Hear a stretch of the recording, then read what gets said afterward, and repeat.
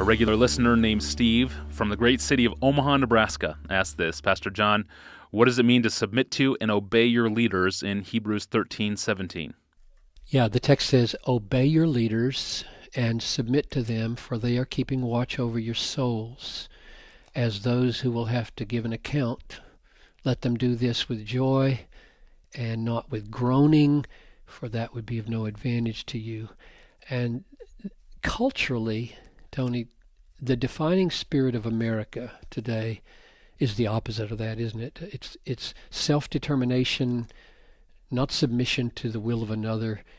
Anything that enhances my individual liberty to do as I please is good, and anything that encumbers me and limits my ability to do as I please is bad. That's just that's the spirit we breathe in America. And that makes this text culturally outrageous. Obey your leaders and submit to them.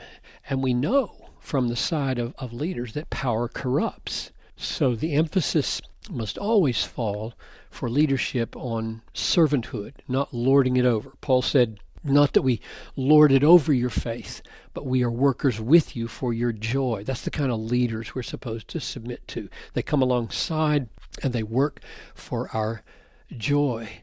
And the New Testament itself says leaders can go wrong. They can go bad and disqualify themselves from being obeyed or submitted to. Acts 20, verse 30, Paul is speaking to the elders, and he says, from among your own selves, men will arise and speak perverse things and draw away the disciples after them. So there you have people submitting to elders who are taking them to destruction. And Paul wants to warn the church, don't let that happen.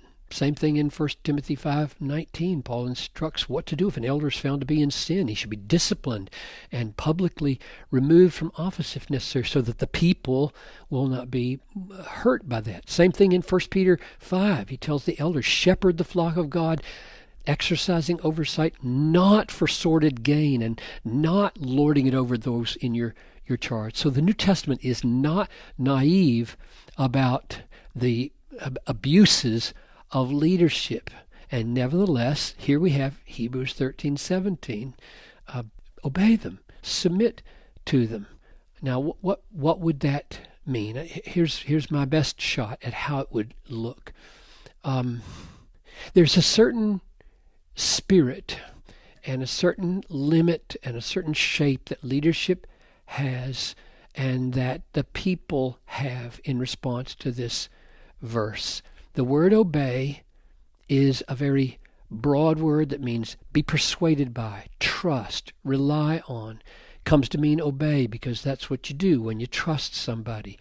So you might say it's a soft word for obey. It encourages a good relationship of trust, but still calls for the people to be swayed by leaders. So be a swayable person. Be a person ready to learn, ready to be taught, ready to be led, not eager to kick and rebel against anybody that calls you to do something at church.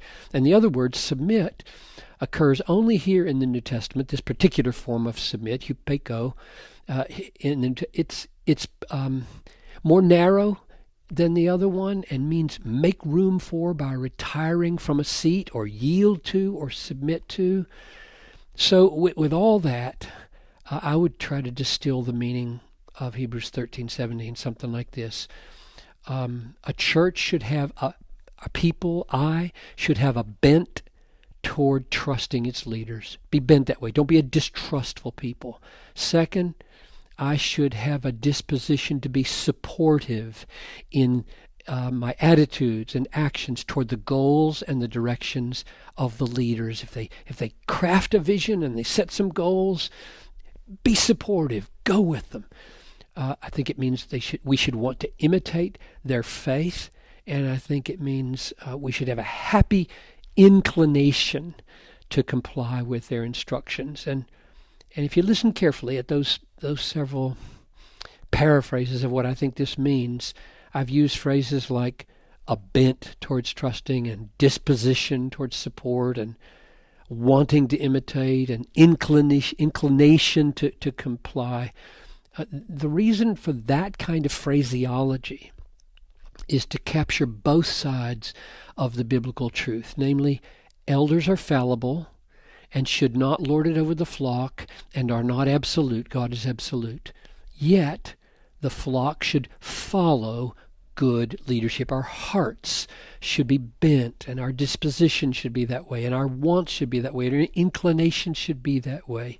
And where those two truths are working, it's a beautiful thing in a church. In fact, as I look back, Tony, over the 33 years I enjoyed at Bethlehem, it was a wonderful thing to have an eldership and a people who, while not being naive, unbiblical yes men, I don't think we produced a cult.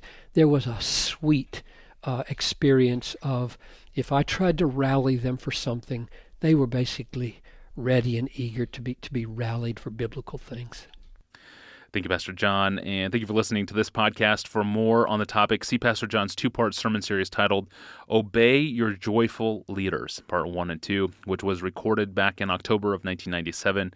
You can find those messages and thousands of books, articles, sermons, and other resources from John Piper, all free of charge, at desiringgod.org. I'm your host, Tony Reinke. Thanks for listening.